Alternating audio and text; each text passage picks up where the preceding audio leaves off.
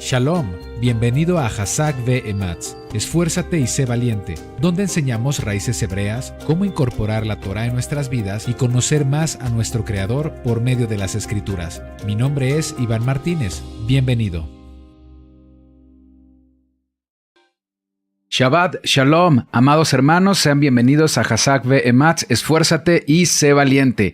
Es un honor y una bendición darles la bienvenida en este espacio de estudio.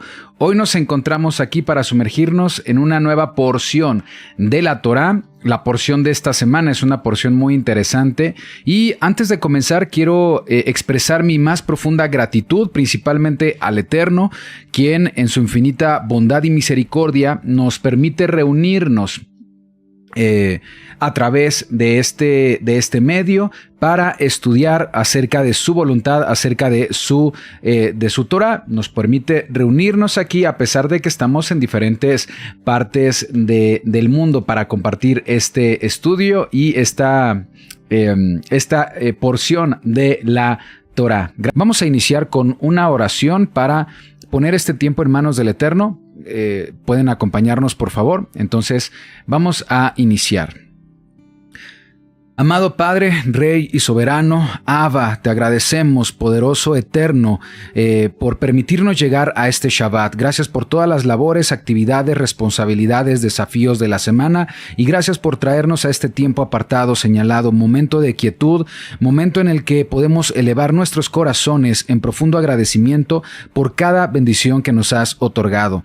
Gracias por cada día, Padre, que nos has otorgado. Gracias porque siempre encontramos señales de tu amor, de tu bondad, recordándonos constantemente tu presencia en nuestras vidas. Hoy nos preparamos para sumergirnos en este estudio, en la reflexión de tu palabra, en el conocimiento de tu Torah, que hoy sabemos que se trata de tu voluntad. Te pedimos, Padre, con humildad, que nos brindes la sabiduría y el discernimiento que necesitamos para entender y aplicar tus enseñanzas, especialmente en los mandamientos que vamos a revisar en esta lección, amado Padre. Te rogamos que guíes nuestros pensamientos, palabras, acciones, para que en todo momento podamos reflejar tu amor y tu misericordia, que nuestra vida sea un testimonio constante de tu misericordia y de tu bondad. Amado Padre, te amamos, te bendecimos, te agradecemos en el nombre que es, sobre todo nombre, Yeshua HaMashiach. Amén ve amén. Vamos a iniciar con el esquema principal de la porción de la Torah. El esquema el nombre de la Torah de esta semana. Ya estamos en la porción número 49 de un total de 54 porciones de la Torah. La porción se llama Ki Tetse, así es como se pronuncia en fonética, en nuestra fonética, así es como se escribe en hebreo. Tenemos la Haf, o en este caso Kaf, la Yud, ambas palabras forman la expresión Ki, cuando, y Tetse, formado con la Tav, la Tzadi y Aleph. Tetse es como dice ahí, y la traducción es cuando salgas. Es una primera instrucción que el Eterno da en esta porción, cuando salgas a la guerra, y menciona algunas reglas referentes a ese contexto de guerra y de los cautivos que son tomados en guerra, especialmente mujeres, también un tema muy interesante. La porción de la Torah abarca desde Deuteronomio 21:10 hasta Deuteronomio 25:19. Ahora, los temas principales aquí, hay muchísimos temas que son abordados en esta porción de la Torah, porque esta porción de la Torah está expresado en diferentes mandamientos y estatutos. Hay muchos mandamientos, podríamos decir que es la porción de la Torah que presenta una mayor cantidad de mandamientos en comparación a otras porciones de la Torah. Me atrevo a decir que son más de 70 mandamientos los que aparecen aquí, así que me gustaría compartirles que cada mandamiento es un reflejo del carácter del Eterno y también es la forma en la que como hijos de Adonai debemos comportarnos. Entonces, los temas los dividí de la siguiente forma. No vamos a hablar de todos los mandamientos, porque hablar de cada uno de los mandamientos y explicar su significado espiritual, pues va a ser un proceso largo. Así que para este estudio decidimos ubicarnos en unos cuantos temas importantes. Por ejemplo, en esta porción encontramos leyes de compasión y justicia. Por ejemplo, reglas para tratar con una esposa tomada cautiva en guerra, derechos de los primogénitos, juicio para un hijo rebelde, o como dice en nuestro idioma, contumaz, así dice en la palabra, compasión para un hombre colgado en un árbol, leyes de matrimonio y divorcio, y aquí tenemos las referencias escriturales. Pero no solamente son estas, también hay leyes de pureza y de santidad, leyes de pureza y de santidad, como normas sobre emisiones nocturnas, la disposición de las excreciones humanas, que tiene que ver con pureza y santidad del campamento, prohibición de la prostitución ritual y sodomía, no mezclar elementos diferentes. Se habla, por ejemplo, de semillas, de telas, de animales, y eso también lo vamos a ver hoy. El uso de tzitzit, o de los flecos, que nos recuerdan nuestro compromiso con la obediencia a los mandamientos. Otro tema también importante son leyes de integridad y honestidad. Por ejemplo, regresar lo perdido a su dueño. Ya hemos hablado anteriormente de estos actos de justicia en la Torá, en otras porciones que hemos comentado. Las leyes sobre los votos, también hemos hablado ya de esto. Leyes o reglas sobre préstamos, garantías y usura. Cobro de interés, entonces algunas prohibiciones también interesantes. Hacer nuestras transacciones con medidas justas y pesos justos, no explotar al empleado, ¿sí? Y una ley que nos habla del bienestar del prójimo, de la que hablamos en la porción pasada. Pero también hay leyes sobre el cuidado de los más vulnerables. No devolver un esclavo a un fugitivo, no devolver un esclavo que ha sido fugitivo, el trato a huérfanos, viudas y extranjeros, leyes relativas a los leviratos y la mujer sin hijos. Y bueno, son algunas de las normas, leyes, mandamientos que vienen en la porción que pude escribir y clasificar en estos 4 rubros. Repito, leyes de pureza y de santidad, leyes también de compasión y justicia. Vemos también aquí leyes de integridad y honestidad y leyes del cuidado por los más vulnerables. Entonces es un tema que puede resultar interesante. La parashá Ki Tetzé, que es la que estamos comentando, cuando salgas, es una de las porciones más ricas en mandamientos de toda la Torá, y que deben ser comprendidos desde el aspecto espiritual para conocer de qué manera debemos aplicar estos mandamientos. Para comprender mejor la esencia de los mandamientos de esta porción, es necesario entender que detrás de cada mandamiento hay un reflejo de la voluntad del Eterno y de su carácter. Y un principio también muy importante del que vamos a hablar es que cada mandamiento tiene 2 aspectos: un aspecto físico ligado a su contexto cultural e histórico, pero también hay un aspecto espiritual detrás de cada mandamiento que nos habla de principios que siguen siendo vigentes para nosotros, seguidores en el Mesías Yeshua.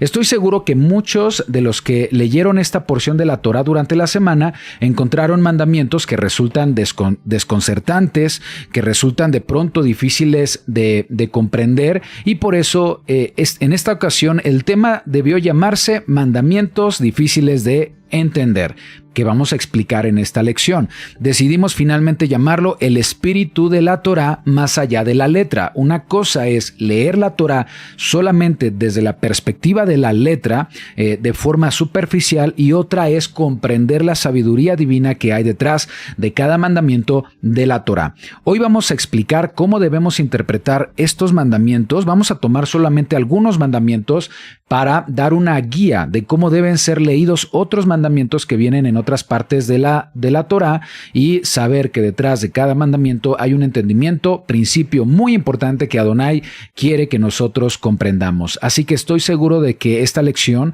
va a ser una lección muy valiosa para todos los que amamos la Torá. En ese momento en el que se dan los mandamientos de la Torá, Estos mandamientos, amados hermanos, eran mandamientos únicos. Eran mandamientos totalmente genuinos y originales en un entorno donde las naciones no se comportaban de esta manera. ¿Sí? No era la forma habitual de comportarse de otras naciones. Otras naciones actuaban con injusticia, con opresión, contra los más débiles, y actuaban con injusticia en otras circunstancias que son abordadas aquí en esta porción. Adonai, nuestro Padre eterno, es quien introduce la justicia, la compasión, la integridad a través de estos mandamientos para que el pueblo de Israel sea diferente a otras naciones. Exista una diferencia entre Israel y otras naciones. Vamos a comenzar la lectura en Deuteronomio 4, porque son palabras muy importantes. Deuteronomio 4:5. Leemos juntos y dice así: Mirad, yo os he enseñado estatutos y decretos como Adonai mi Elohim me mandó, para que hagáis así en medio de la tierra en la cual entráis para tomar posesión de ella. Guardadlos, pues, y ponedlos por obra, porque esta es vuestra sabiduría y vuestra inteligencia ante los ojos de todos los pueblos, los cuales oirán todos estos estatutos y dirán: ciertamente, pueblo sabio y entendido, nación grande es esta.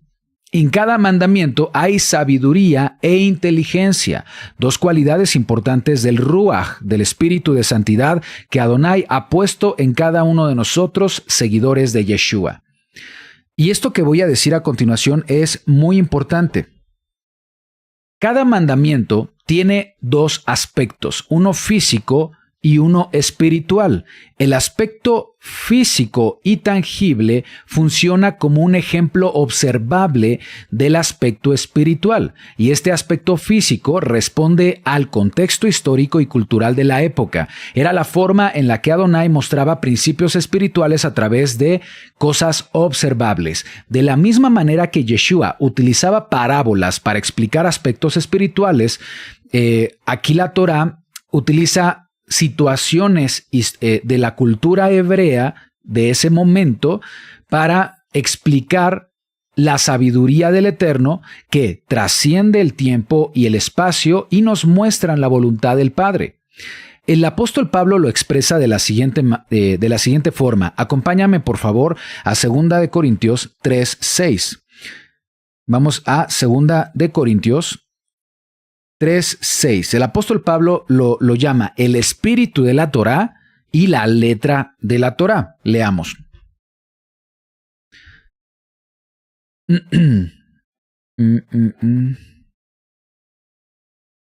A ver, estamos en...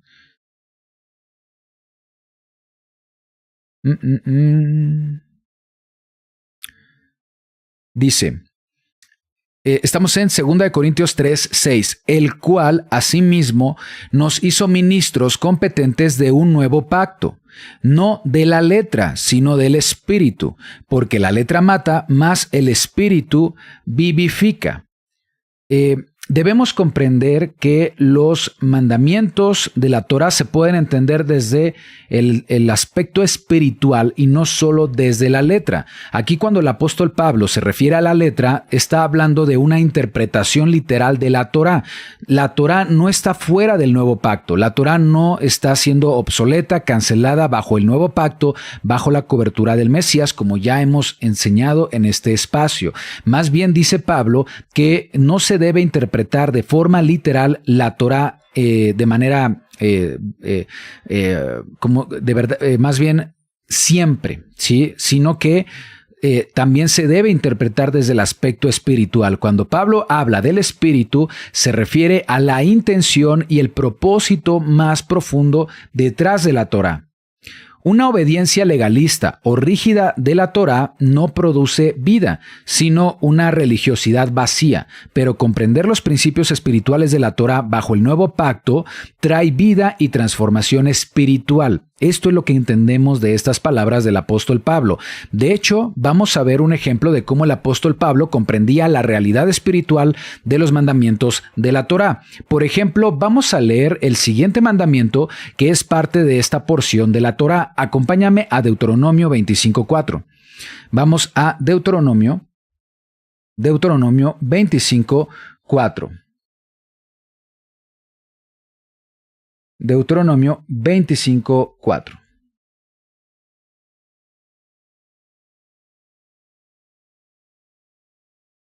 Dice: no pondrás bozal al buey cuando trillare. No pondrás bozal al buey cuando trillare.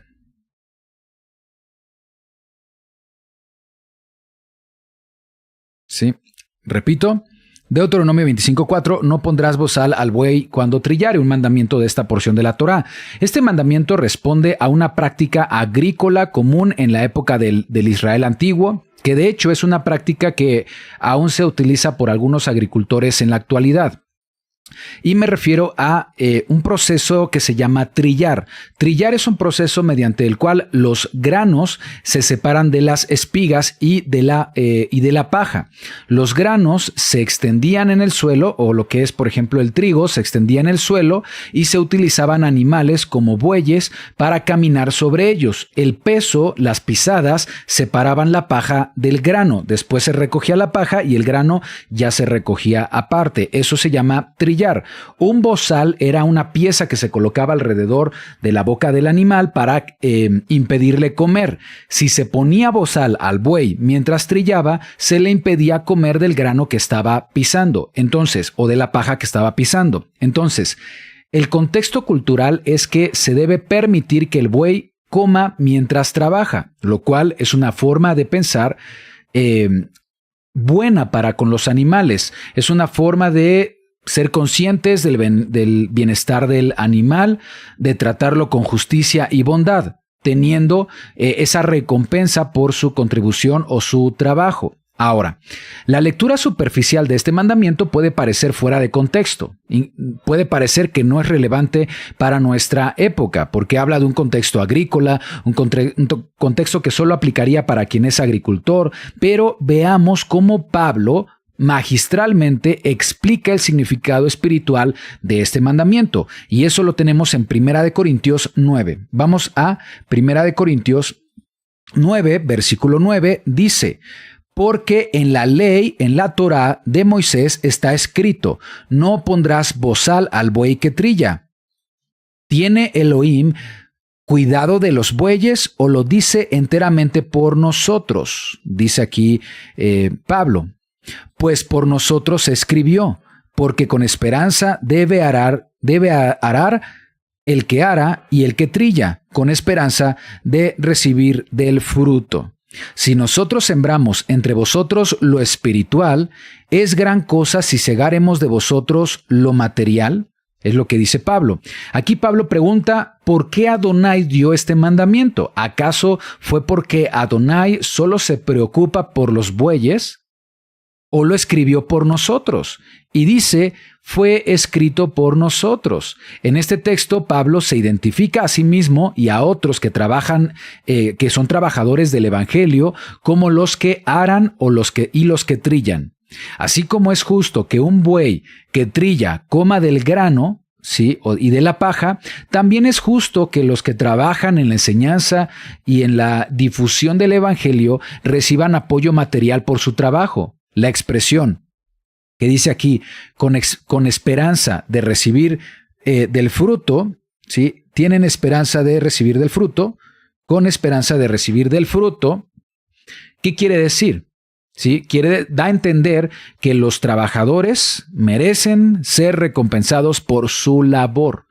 Entonces el principio detrás de este mandamiento, que en una lectura superficial parecería fuera de contexto, en realidad se trata de reconocer y recompensar adecuadamente a las personas por su trabajo, ya que dedican tiempo y esfuerzo en edificar a otros. Así que este es un hermoso ejemplo de cómo la Torá puede tener aplicaciones más amplias y espirituales que pueden aplicar para nuestra vida. Otro ejemplo lo leemos con el siguiente mandamiento, que también es un mandamiento muy interesante. Vayamos por favor a Deuteronomio 22:9. Es otro mandamiento de esta porción de la Torá.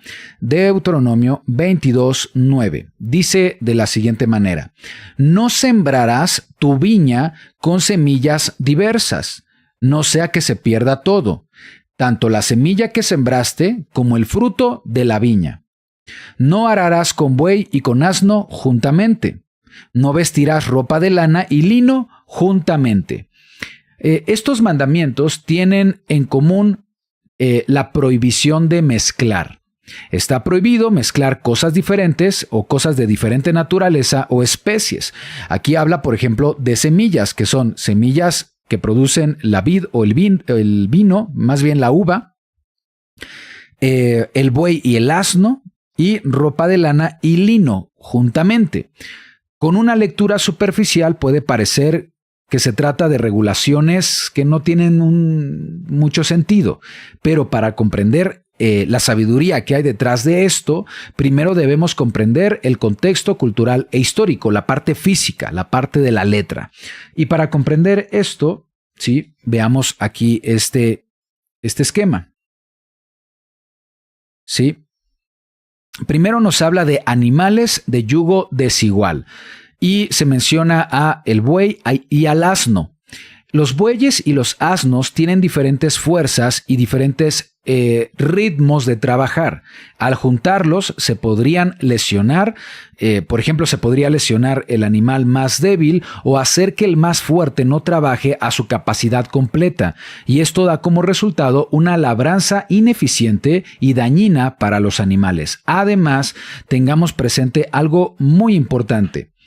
El buey, según las escrituras, es considerado un animal limpio. Y el asno no. El asno sería un animal inmundo. Y esa es la diferencia muy importante de este mandamiento. Ahora, otro elemento que utiliza el mandamiento es el tema de la ropa con tela mezclada o la prohibición de mezclar la tela, específicamente lino y lana. Algunos materiales estaban relacionados con el sacerdocio y con la pureza, como es el caso del lino. El lino era utilizado para las vestiduras sacerdotales. La tela del lino es una tela considerada especial y destinada a lo santo porque representa pureza. Mientras que la lana era para la ropa común, ¿sí? La ropa del día a día. Entonces, el lino que representa pureza y santidad. Y la lana representaría lo común. También es utilizada la palabra profano. Profano es utilizar algo común para una cuestión sagrada. Eso es profano. Entonces, ahí vemos un elemento ya interesante que nos va revelando el espíritu detrás de estos mandamientos. Y hay otro elemento interesante que es el no mezclar semillas en un viñedo. Los viñedos, ¿qué producen? Los viñedos producen uva. Ese es el propósito principal de un viñedo. Además, la uva es el fruto de la vid y es uno de los 7 frutos por los cuales la tierra de Israel es elogiada en la Torá, específicamente en Deuteronomio 8:8. El fruto de la vid simboliza el gozo, simboliza la alegría en las escrituras y por eso es utilizado para las fiestas bíblicas, aquellas fiestas que son señal entre el Eterno y su pueblo. De hecho, Yeshua lo utilizó para representar el nuevo pacto. Por lo tanto, el fruto de la vid, lo que se produce en los viñedos, es algo que se identifica con Israel y con las fiestas del Eterno. ¿Qué pasa si en el viñedo se introducen semillas diversas o extrañas? Estas pueden entrar en competencia desigual por los nutrientes, el agua, la luz del sol y plantas diferentes terminarían dominando, incluso reduciendo la producción o el fruto de la vid. ¿Se entiende esto? Entonces hay un principio subyacente en estos versículos. Entonces la vid se identifica con Israel y las otras semillas serían una representación de influencias externas. Influencias externas.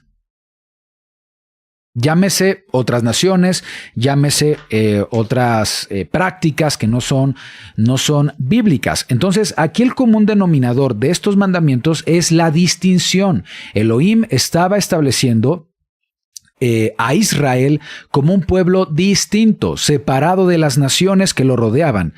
Fue entonces un recordatorio observable para la santidad a través de estos ejemplos. Piensa en estos ejemplos como si fueran parábolas enseñadas por Yeshua. Es lo mismo, con elementos físicos, culturales de la época, está Adonai estableciendo principios espirituales que permanecen hasta nosotros. Vamos a explicarlo de la siguiente manera, ¿sí? Bueno, el lino es para las vestiduras sacerdotales y la lana para la ropa común. Entonces significa no mezclar lo santo con lo profano. Un buey, que es un toro castrado, es un animal limpio y el asno un animal inmundo. Entonces el principio es no mezclar lo limpio con lo inmundo. El fruto de la vid representa a Israel y sus fiestas. Por lo tanto, las semillas extrañas representan a las naciones paganas y sus influencias. El significado aquí es no permitir ser influenciados por otras naciones. Ya podemos ver el principio que hay detrás de estos mandamientos. El principio es no mezclar lo santo con lo profano, lo limpio con lo inmundo, no permitir que influencias externas contaminen lo que es del Eterno. Este principio está presente también en las enseñanzas de Pablo. Pablo no inventa su doctrina, la toma de la Torá. El apóstol Pablo, amados hermanos, fue un erudito judío que conocía profundamente la Torá y estaba educado bajo la tutela de Gamaliel, uno de los rabinos más respetados de su época. Sin embargo, luego de su encuentro con Yeshua, su perspectiva sobre la Torá evoluciona para ver más allá de la letra, reconocer el espíritu y los principios que estaban presentes detrás de cada mandamiento. Y por eso vemos estos principios detrás de toda su enseñanza. Por ejemplo, esta enseñanza de no mezclar lo santo con lo profano lo encontramos en 2 de Corintios. Vamos a 2 de Corintios 6:14. Dice así: no os unáis en yugo desigual con los incrédulos, porque ¿qué compañerismo tiene la justicia con la injusticia? ¿Y qué comunión la luz con las tinieblas? ¿Y qué concordia el Mesías con Belial? ¿O qué parte el creyente con el incrédulo? ¿Y qué de acuerdo hay entre el templo de Elohim y los ídolos? Porque vosotros sois el templo del Elohim viviente, como Elohim dijo: habitaré y andaré entre ellos y seré su Elohim, y ellos serán mi pueblo. Por lo cual, salid de en medio de ellos y apártense, distínganse, sepárense, dice el Señor, y no toquéis lo inmundo, y yo os recibiré. Date cuenta que detrás de la enseñanza de Pablo están estos principios de la Torá que Pablo comprendía perfectamente. Aquí Pablo, conforme a la Torá, aborda esta relación de los creyentes con el mundo y los incrédulos, quienes no comparten la misma fe. Y Pablo utiliza este término de yugo desigual, que es tomado del mandamiento de no yugar, no poner juntos a un buey y un asno para arar el campo. Esto lo utiliza para advertir a los creyentes sobre los peligros de diferentes formas de alianza, ya sea matrimonial, ya sea comercial o de negocios, o bien otro tipo de asociaciones con aquellos que no comparten las mismas creencias y valores, porque como creyentes en el Mesías, hoy sabemos que no se trata solamente de creer en el Mesías, sino de tener un estilo de vida en Torá. Entonces el principio detrás de esta enseñanza es que nos da Pablo en este texto, es similar a no mezclar lana con lino, no mezclar lo que es de Israel y del Eterno con lo que es extranjero, no mezclar lo que es limpio con lo inmundo. Es decir, mantener la pureza y no permitir que influencias externas contaminen o afecten nuestra fe. Pablo añade no mezclar, dice aquí, lo que es la justicia con la injusticia o la luz con las tinieblas, estableciendo la distinción entre lo que es santo y lo que no lo es. La luz y la justicia representan el carácter del Eterno y su voluntad, su Torah, mientras que las tinieblas y la injusticia son símbolos del pecado y de una vida sin Elohim. Entonces, date cuenta, es el mismo principio que está en la Torah. Ahora, ¿qué significado tiene esto para nosotros como creyentes? Bueno, al haber tomado el espíritu de la Torá, ahora lo podemos entender en diferentes ámbitos de nuestra fe. Por ejemplo, significan, para poner algunos ejemplos, lo que tenemos aquí en el pizarrón. Principio espiritual, no mezclar lo santo con lo profano. Como creyentes no debemos comprometer nuestra santidad mezclándonos con prácticas o influencias que pueden afectar nuestra fe, nuestra identidad como hijos del Eterno y nuestro llamado a vivir de manera santa. También dice no mezclar mandamientos del Eterno con mandamientos de hombres.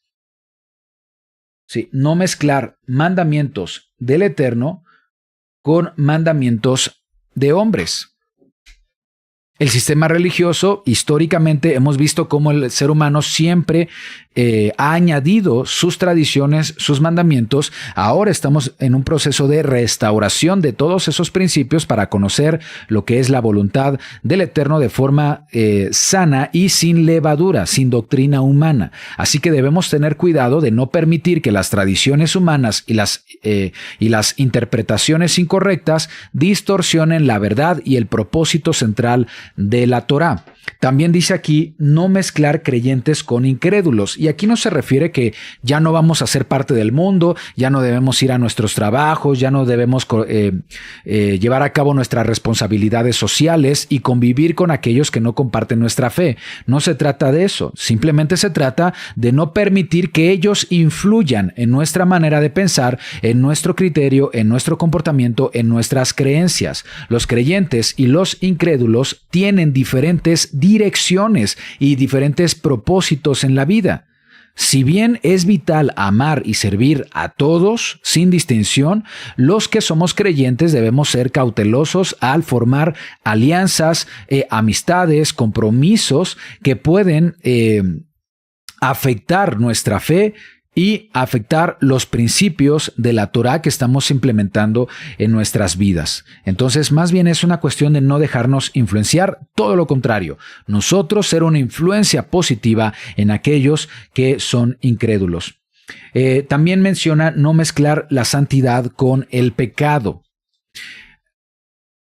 Este es el llamado a no mezclar lino con lana. Si el lino es símbolo de pureza, la lana puede ser una representación de lo que es común, así que se habla de la necesidad de no mezclar lo que es santo con lo que es común. ¿Sí? O con lo que es el pecado. Así que si te das cuenta, detrás de estos mandamientos que parecen mandamientos fuera de contexto para nosotros, vemos importantes principios que nos habla de no permitir que influencias extrañas se mezclen con nuestras creencias.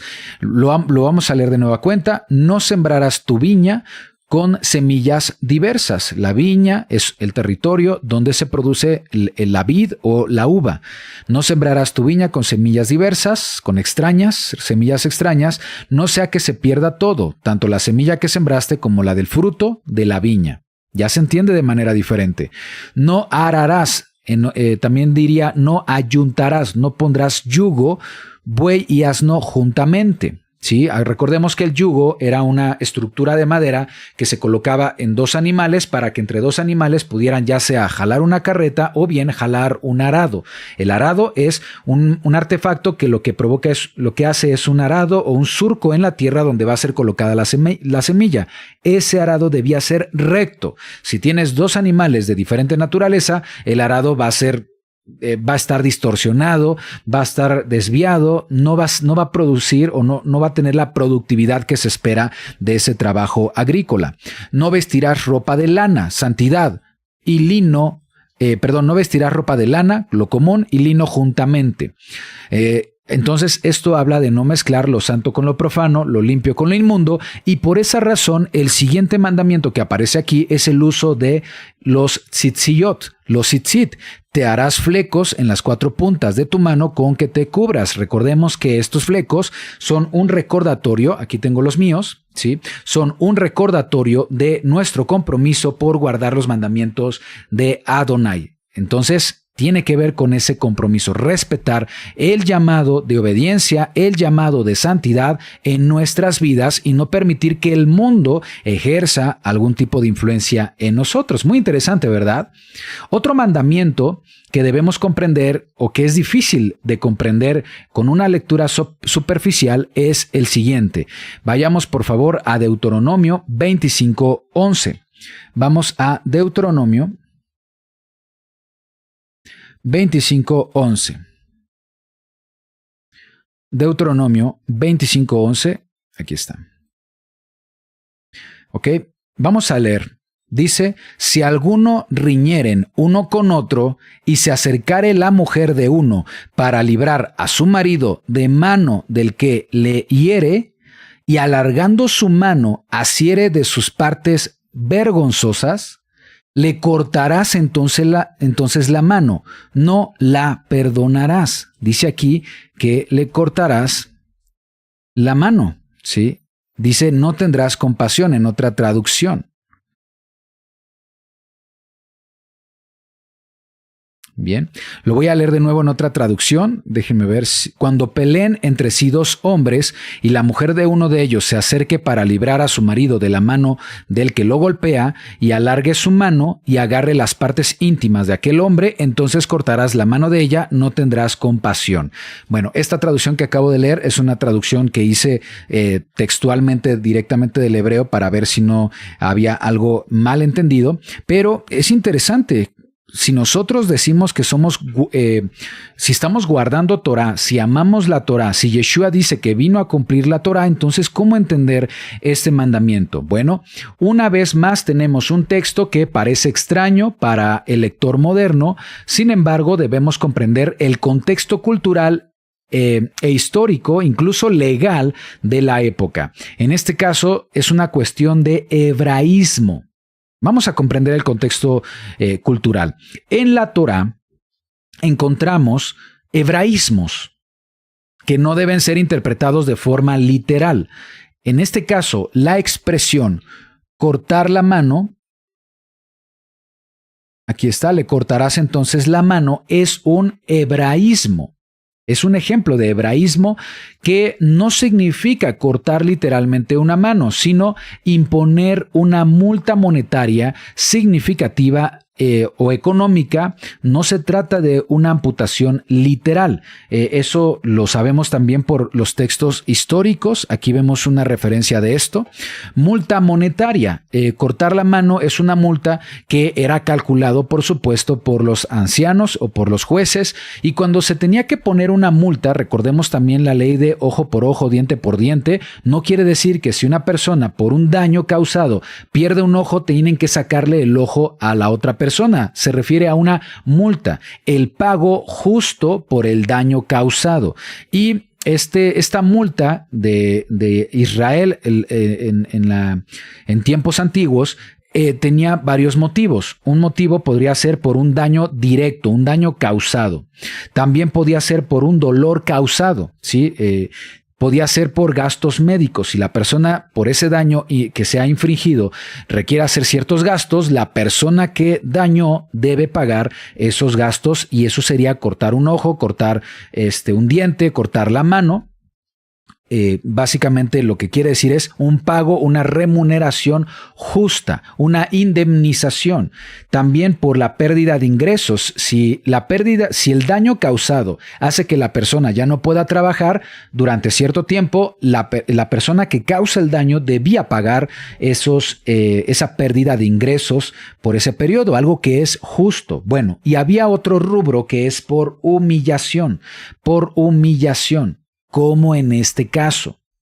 Entonces, una multa se calculaba en función a todos estos factores: daño causado, dolor causado, gastos médicos, pérdida de ingresos por el daño o bien humillación. En la antigüedad, la virilidad y el honor del hombre estaban vinculados con sus partes íntimas. Por lo tanto, un ataque a las partes íntimas de un hombre era visto no como una agresión física, sino como un ataque a su honor y estatus en la comunidad, ¿sí? Es decir, aquí se valoraba una multa por esa humillación causada. Y esto es la parte que nos separa. Porque este es el contexto cultural, la parte física, el ejemplo que Adonai toma de aquel entonces para dar un principio importante que vamos a ver a continuación. Recordemos que el contexto cultural es el que se toma como ejemplo observable para enseñar un principio espiritual. Vamos ahora al principio espiritual. Aquí hay una gran lección. Las mujeres y cualquiera de nosotros como varones debemos aprender a regular nuestras emociones. A pesar de que algo pueda parecer injusto, como cuando un ser querido está siendo atacado, en este caso era el esposo el que estaba siendo atacado, este mandamiento nos llama a mantener la compostura y el dominio propio. Este mandamiento quiere decir que el Eterno valora la capacidad de una mujer para responder con discernimiento, con dominio propio y que no reaccione emocionalmente ante las circunstancias. Es un principio que vemos en toda la Escritura. Por ejemplo, vamos a Proverbios 14:29. Proverbios 14:29 nos dice lo siguiente: el que tarda en airarse, en actuar con enojo, es grande en entendimiento, mas el que es impaciente de espíritu enaltece la necedad. La paciencia está relacionado aquí con sabiduría, con entendimiento. Quien tiene la capacidad de controlar y regular sus emociones, especialmente en situaciones de tensión o de provocación, demuestra una profunda comprensión, madurez y entendimiento, como lo dice este texto. Por otro lado, quien se deja llevar por el enojo y actúa impulsivamente es percibido como un insensato. Leamos también otro proverbio. Vamos a Proverbios 16:32. 16:32. Mejor es el que tarda en airarse que el fuerte, y el que se enseñorea de su espíritu que el que toma una ciudad. Enseñorear de su espíritu es dominio propio.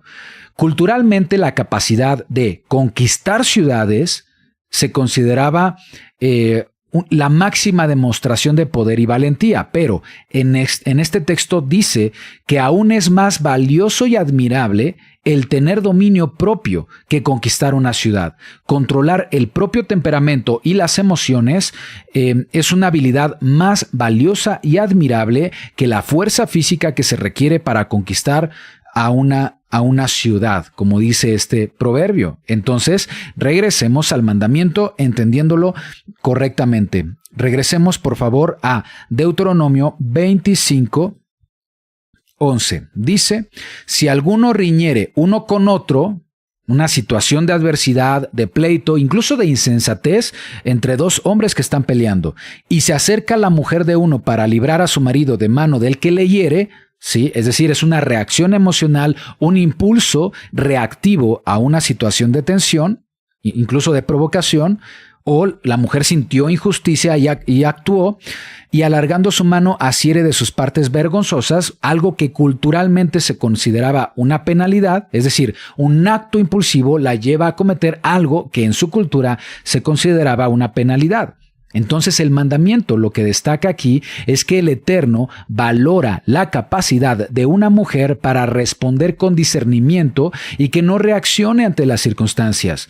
Las emociones son algo natural, pero ceder ante impulsos emocionales puede alejarla de la conducta que Adonai espera de ella. Y esto también es un principio que actúa para los hombres. También los hombres podemos actuar con impulsos innecesarios que no son aprobados por parte del Eterno.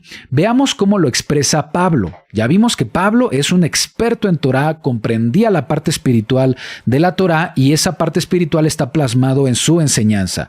Romanos 12:17. Vamos a Romanos 12:17. Dice lo siguiente: no paguéis a nadie mal por mal. Procurad lo bueno delante de todos los hombres. Si es posible, en cuanto dependa de vosotros, estad en paz con todos los hombres. No os venguéis vosotros mismos, amados míos, sino dejad lugar a la ira del Eterno. Porque escrito está, mía es la venganza, dice Adonai, yo pagaré, dice el Señor. Entonces aquí dice que la venganza es de Adonai. Dejemos que la injusticia sea Adonai quien pelee esas batallas por nosotros, que nosotros no tomemos reacciones emocionales o venganza en nuestras propias manos. Dice aquí que no debemos pagar mal por mal. Sigue diciendo, así que si tu enemigo tuviere hambre, dale de comer, si tuviere sed, dale de beber, pues haciendo esto, ascuas de fuego amontonarás sobre su cabeza. No seas vencido de lo malo, sino vence con el bien el mal. Las peleas eran situaciones que desencadenaban muchas emociones intensas, pero no debemos permitir que las emociones dirijan nuestras acciones. Entonces, esto nos recuerda que debemos estar alertas ante las circunstancias que pueden agitar nuestras emociones y nos dice que debemos actuar con prudencia y discernimiento, estar a la altura de ser llamados hijos de Adonai, ser imagen de Adonai en nuestro entorno. Las acciones impulsivas pueden tener consecuencias severas. Conforme a la Torá, no hay justificación para una conducta inapropiada, incluso si nos enfrentamos ante situaciones que parecen injustas, como en este pasaje que habla de una mujer defendiendo a su esposo, como ya lo leímos. Entonces, esto nos ayuda a entender que el Eterno muestra ejemplos concretos para saber discernir valores o principios con los que debemos dirigirnos en nuestras vidas. Es la manera en la que el Eterno contaba sus parábolas. Así como Yeshua contaba parábolas utilizando ejemplos para principios espirituales, el Eterno utiliza aspectos culturales de la época para representar estos principios espirituales. Cuando comprendemos el principio espiritual de los mandamientos, permitimos que la sabiduría del Eterno transforme nuestras vidas. ¿Notas cómo con la comprensión correcta se nos permite reconocer lo que Adonai espera de nosotros? Bueno, pues vamos a terminar con un mandamiento que es muy complicado de entender. Considero que es el más complicado dentro de esta porción de la Torá, dentro de esta porción de las Escrituras, y estoy hablando sobre el mandamiento que es un mandamiento y un juicio. Es una mitzvah y es un mishpat. Y estoy hablando del hijo contumaz. ¿Sí lo leíste en esta semana? ¿Qué te pareció? Leamos el mandamiento. Vamos a ver lo que nos dice. Esto está en Deuteronomio 21:18. Deuteronomio 21:18. 21:18. Perfecto. Dice, si alguno tuviere un hijo contumaz, y la palabra contumaz, vamos a ver qué significa.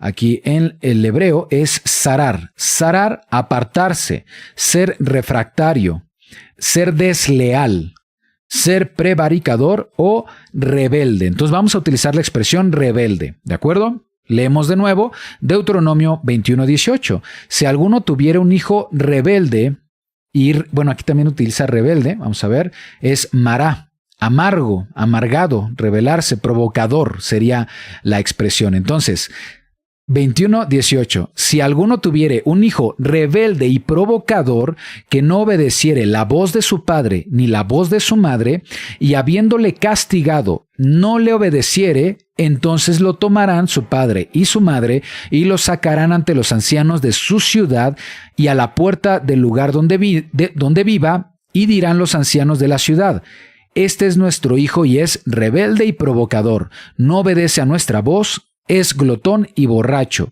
Entonces todos los hombres de su ciudad lo apedrearán y morirá. Así quitarás el mal de en medio de ti, y todo Israel oirá y temerá. Este texto es un texto que no es comprensible por un lector moderno. Pero sabemos que es la voluntad del Eterno. La Torá es la palabra del Eterno. Hay principios espirituales detrás de estos mandamientos. Así que la pregunta es, ¿qué nos enseña este mandamiento?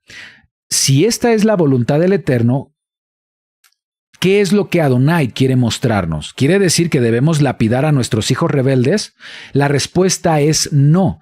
No está validando la pena de muerte en la actualidad. Está enseñando un principio importante, vital para la salvación del alma. En primer lugar, no habla de un hijo pequeño haciendo travesuras. No se refiere a un hijo haciendo travesuras. Las expresiones rebelde y provocador son expresiones graves, son de grave pecado, una rebelión. Hoy evidentemente estamos en una cultura en la actualidad en la que se tolera el pecado y rebeldía es utilizada la palabra para cualquier travesura, pero no en el pensamiento hebreo. Rebelarse y ser provocador es algo muy grave que atenta contra la identidad moral y espiritual del pueblo de Israel. Entonces, no habla aquí de un hijo pequeño haciendo travesuras. Un hijo pequeño no es responsable por sus acciones. Más bien se refiere a un joven adulto que aún está en el hogar de los padres, en edad donde ya debe ser responsable e independiente. La descripción aquí es que es rebelde y provocador, es desobediente, no escucha la voz del padre ni de la madre, es glotón y borracho. Pecados también graves. Se está describiendo aquí un comportamiento que va más allá de travesuras infantiles. Entonces, necesitamos primero conocer el contexto cultural. En la cultura hebrea se espera que los jóvenes asumieran responsabilidades en el hogar y en la comunidad a medida que crecían conforme a la Torá. Si un adulto joven rechazaba estas responsabilidades y se entregaba a la embriaguez y a la rebeldía, estaba poniendo en peligro el tejido moral y social de la comunidad. Esto se consideraba un rechazo a la Torá del Eterno y a partir de cierta edad era responsable por sus acciones. Por lo tanto, los padres ya a partir de cierta edad dice que le impusieron un castigo, habiéndole castigado. ¿Sí? Aquí, habiéndole castigado es la palabra yashar, castigar, amonestar. Le dijeron una amonestación, una instrucción, habiéndole ya instruido. Bueno, en este caso, ya hay una instrucción, una advertencia por parte de los padres y aún así prevalece la desobediencia. Entonces, entra a un proceso de juicio, un proceso judicial. Dice que los padres debían presentar a su hijo ante los ancianos de la ciudad. Esto significa que no es un asunto trivial o doméstico. Los ancianos desempeñaban un papel importante. Eran los jueces, los shoftim, encargados de mantener el orden social y moral. Eran los representantes de Elohim en el pueblo. Si el Israel de la Torá, del Israel del desierto, decimos que es un pueblo gobernado por Adonai, la manera en la que Adonai gobernaba era a través de estos jueces que tenían parte del Ruach HaKodesh, del espíritu de santidad que Adonai puso en ellos. Aquí la sentencia era lapidación, un castigo severo, que solo podía ser emitido por los ancianos o jueces que representaban a Elohim. Ahora, la lapidación fue impuesta en la Torá como un juicio para diferentes pecados graves, como la idolatría, el adulterio, la fornicación, actos inmorales, blasfemias, pecados que destruyen el alma de los hombres y que conducen a los hombres a la muerte eterna. Además de pecados que están presentes con el hijo rebelde. Estos pecados son deshonrar a los padres, que también tenía un destino de muerte, glotonería, borrachera y rebeldía, pecados de muerte, pecados peshá, se les dice en hebreo, pecados graves, pecados de rebelión. ¿Sí? Y la lapidación fue impuesta para cuidar la pureza y santidad del pueblo hebreo. Pero, y mucha atención con esto, también la lapidación fue un ejemplo observable de un principio espiritual. La lapidación fue para mostrarle al pueblo y a nosotros un ejemplo observable, físico y tangible de las consecuencias eternas del pecado. La pena de muerte de la Torá es sombra y figura del castigo eterno por el pecado, que es la segunda muerte, el castigo eterno. Por lo tanto, necesitamos saber ¿Qué hay detrás de estos? ¿Qué hay detrás de estos elementos que aparecen en este mandamiento? Este mandamiento del hijo rebelde, la pena de muerte representa, amados hermanos, representa la segunda muerte, la muerte eterna, el castigo eterno por el pecado. La segunda muerte, la muerte espiritual, vaya. La segunda muerte. Los jueces o ancianos representan la justicia del Eterno, ¿sí? La justicia del Eterno, de nuestro Padre. El Eterno, claro, es un creador amoroso, es misericordioso, pero también es justo y va a poner juicio por el pecado, especialmente de aquellos que no se arrepienten, de aquellos que, como dice aquí, ya los padres le dieron instrucción, lo castigaron, lo amonestaron y aún así desobedeció. Es decir, no hubo arrepentimiento en este hijo. Entonces, aquí tenemos la pena de muerte que representa la segunda muerte. Los ancianos o jueces representan al Eterno, son los representantes del Eterno. En la actualidad nadie puede determinar este tipo de sentencia. Lamentablemente hay quienes no comprenden estos principios y dicen, ustedes creen en la Torá, entonces están a favor de lapidar al pecador. No es así.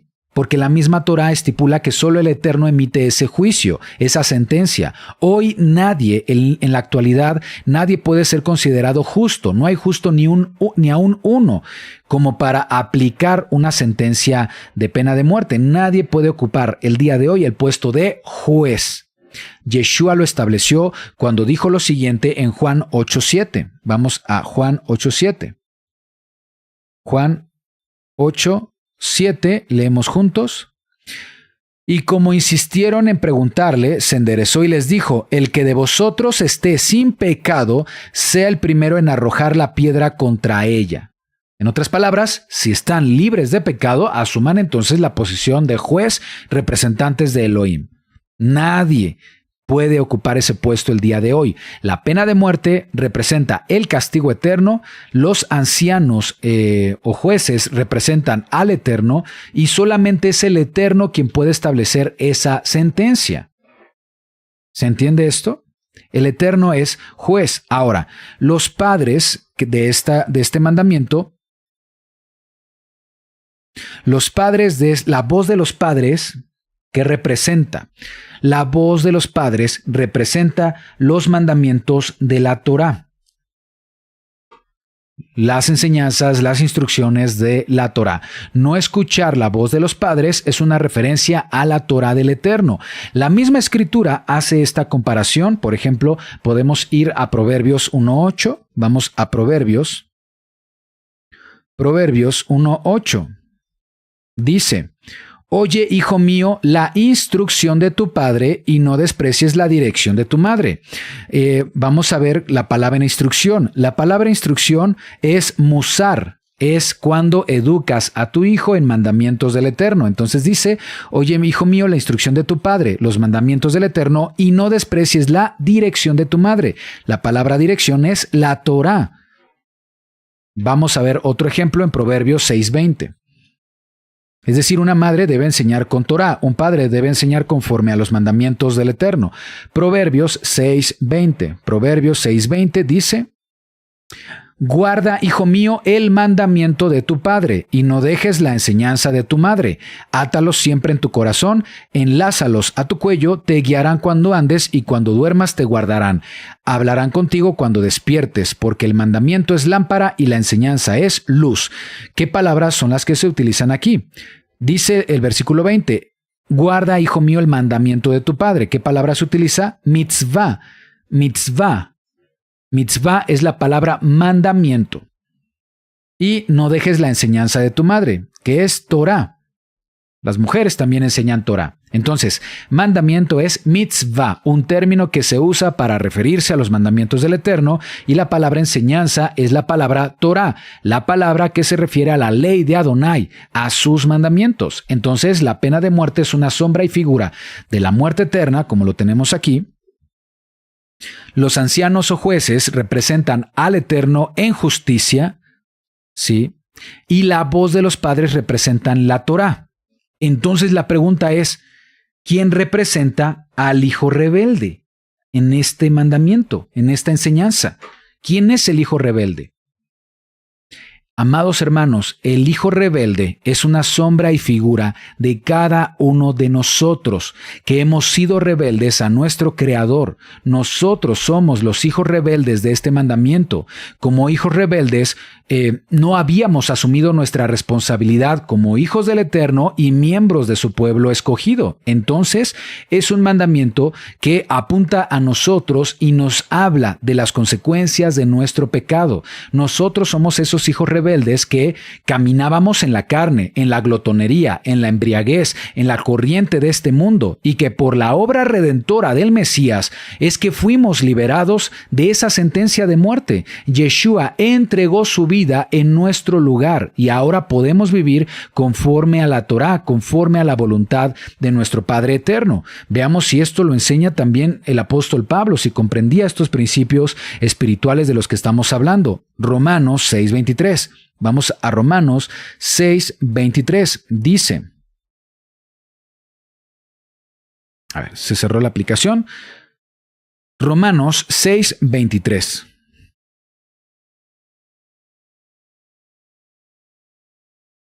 Dice, porque la paga del pecado es muerte. No hay de otra. La paga del pecado es muerte. Mas la dádiva de Elohim es vida eterna en el Mesías Yeshua, nuestro Señor. Este texto dice que la consecuencia del pecado sigue siendo la muerte. Eso no ha cambiado. Solamente que somos librados de la muerte gracias a la dádiva de Elohim. ¿Sí? Entonces, la paga del pecado es muerte, no solamente la muerte física, sino que se refiere a la muerte eterna, la muerte espiritual. Sin embargo, el Eterno ofrece salvación, el Eterno ofrece una dádiva que significa regalo, y este regalo es nuestro Redentor Yeshua. A pesar de que como hijos rebeldes merecíamos la muerte conforme a la Torá, ahí está la sentencia establecida en la Torá, la muerte eterna. El Eterno proporciona nuestra salvación a través del sacrificio del Mesías en el madero. En eso consiste la salvación. La salvación consiste en ser rescatados de estas sentencias establecidas en la Torá para el hijo rebelde. Al aceptar a Yeshua como nuestro Salvador y al tener arrepentimiento, obtenemos perdón de nuestros pecados. Eso quiere decir que Yeshua muere en nuestro lugar. ¿Será que el principio espiritual que hay detrás de este mandamiento está presente en las enseñanzas de Pablo? Veamos lo que acabamos de decir. Vamos a ver otro texto, Efesios 2:1. Efesios 2:1.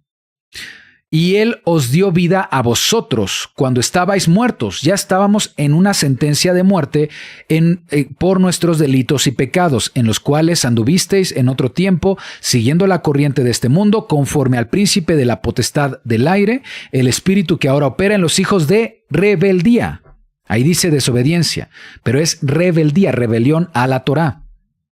Entre los cuales también todos nosotros vivimos en otro tiempo en los deseos de nuestra carne, haciendo la voluntad de la carne y de los pensamientos, y éramos por naturaleza hijos de ira, lo mismo que los demás. Pero Elohim, que es rico en misericordia por su gran amor con que nos amó, aun estando nosotros muertos en pecados, nos dio vida juntamente con el Mesías, y por gracia somos salvos. Aquí Pablo nos recuerda que nuestra condición antes de conocer al Mesías era la del hijo contumaz, el hijo rebelde, al que se refiere la Torá, y que estábamos muertos en nuestros delitos y pecados. Esta muerte espiritual tiene como consecuencia la muerte eterna, pero Adonai intervino y por su gran amor nos dio a Yeshua para salvarnos. Colosenses 3:5. Vamos a Colosenses 3:5. Dice, haced morir pues lo terrenal en vosotros,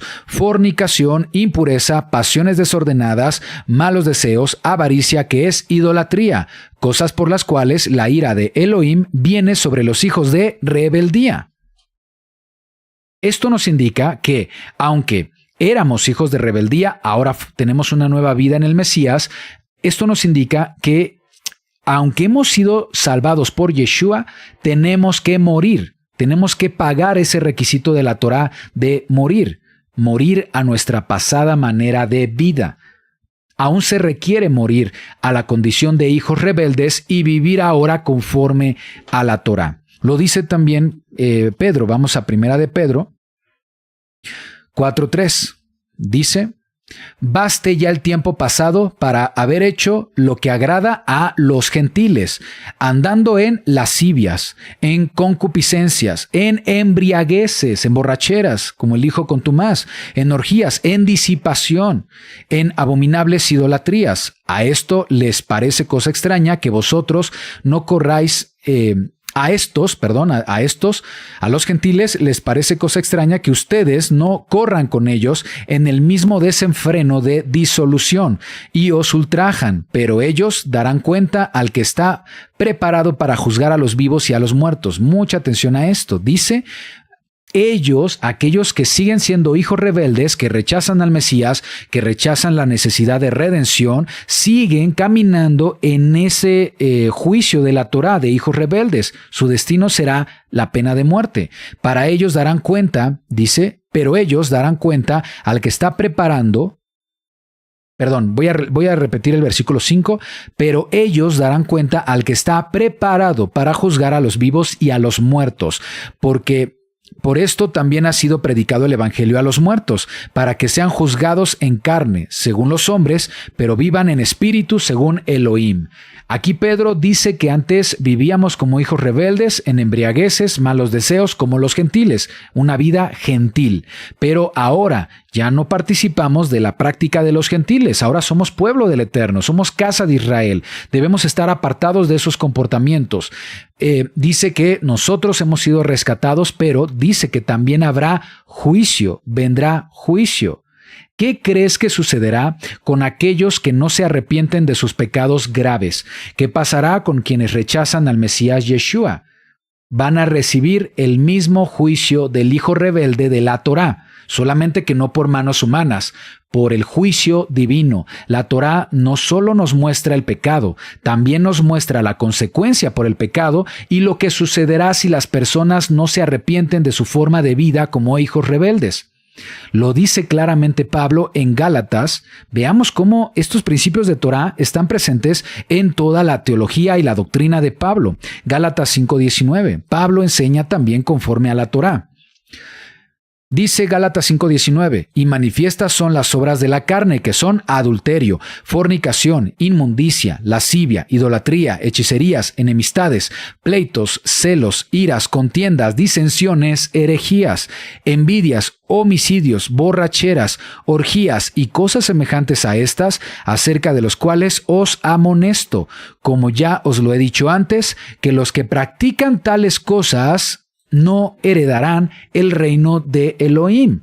Estos comportamientos, amados hermanos, son lo que en la Torá se consideran pecados peshá, pecados que como consecuencia tenían la pena de muerte. Pablo, al entender que la pena de muerte es sombra y figura de la pena de muerte eterna, el castigo eterno, él sabe que esos pecados siguen siendo graves y que aquellos que sigan practicando estos pecados, aunque se llamen cristianos, aunque se llamen miembros de la comunidad de Gálatas, porque esto lo dirige a los Gálatas, pero si siguen practicando estos pecados sin arrepentimiento, tendrán la misma consecuencia de la Torá, la pena de muerte, solamente que será la pena de muerte eterna, la segunda muerte, el castigo eterno, y el juez será Adonai, por haber rechazado y transgredido la Torá. Entonces, ahí están también los pecados del hijo rebelde: enemistades, contiendas, disensiones, borracheras. Sí, ahí está. Pleitos. Son los mismos pecados que describen al hijo contumaz o el hijo rebelde de la Torá. No heredar el reino de Elohim significa no tener acceso a la vida eterna y como consecuencia la muerte eterna. Así que conocer la sentencia que existe por nuestros pecados también nos ayuda a reconocer el gran valor de la misericordia del Eterno al brindarnos un camino de salvación por medio de nuestro Redentor Yeshua, nuestro Mesías Yeshua, y no dar por gratis el que Él entregó su vida por nosotros. Nosotros, como hijos rebeldes, merecíamos ser lapidados en el tribunal celestial, pero Yeshua pagó, entregó, dio su vida a cambio de la nuestra. Como nos damos cuenta, debemos comprender la Torá desde la perspectiva cultural e histórica, pero también desde la perspectiva espiritual, como lo hacían los apóstoles. Los apóstoles comprendían todos estos principios espirituales y de ahí que formaron la doctrina que está en sus epístolas, en sus cartas. Los apóstoles enseñaron conforme a un correcto entendimiento de la Torá, desde el aspecto espiritual, para que realmente conozcamos la voluntad del Creador para nuestras vidas. Así que, amados hermanos, conozcamos la verdad, porque la verdad nos hará libres. Vamos a orar. Amado Padre, te agradecemos por tu palabra, te agradecemos por esta enseñanza de la porción de la Torá y especialmente conociendo este principio, que tu voluntad está presente en estos mandamientos de la Torá, que muchas veces no comprendemos porque solamente leemos la letra, solamente nos basamos en lo cultural e histórico, pero ahora, Padre, nos has dotado de Ruach HaKodesh, de tu espíritu de santidad, que nos otorga comprensión, discernimiento de tu palabra y podemos reconocer los principios espirituales que hay detrás de cada mandamiento. Amado Padre, danos una mentalidad hebrea, una mentalidad renovada para comprender tu voluntad que es buena, agradable y perfecta. Amado Padre, te agradezco por esta enseñanza y por todos los hermanos que se conectaron con nosotros para estudiar con nosotros. Te pido que esta enseñanza sea de edificación para todos ellos, que puedan ellos relacionarse con tu palabra de una manera más auténtica, cercana, y que esa cercanía con tu palabra sea transformador, sea algo transformador para sus vidas. Te agradecemos, Padre, y te pido que nos bendigas a lo largo de esta semana que viene, que tus propósitos se cumplan en nuestras vidas. Te amamos, te bendecimos, te agradecemos en el nombre que es sobre todo nombre, Yeshua HaMashiach. Amén, ve amén. Amén, amados hermanos, gracias a todos por acompañarnos en este estudio, en esta porción de la Torá. Espero que, haya sido una explicación clara. Buscamos que siempre podamos explicar todos estos términos de la Torá de manera sencilla para que pueda ser comprendida por todos nosotros.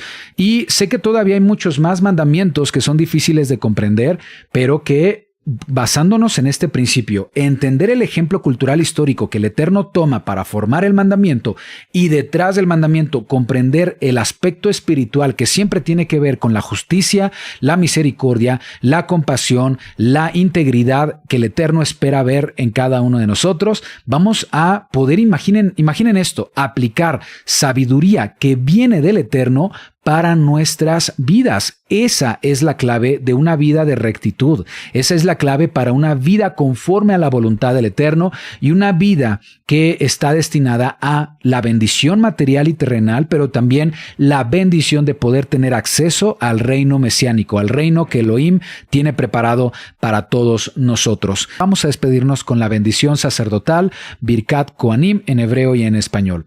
Amados hermanos, bendiciones y Shavua Tov, que tengan una extraordinaria semana. Yevarejeja ya beishmereja, Yaer ya panaveleja vijuneja, Isa ya panaveleja beyasem leja shalom. Que Adonai te bendiga y te guarde, que Adonai te mire con agrado y te extienda su amor, que Adonai te muestre su favor y te conceda shalom.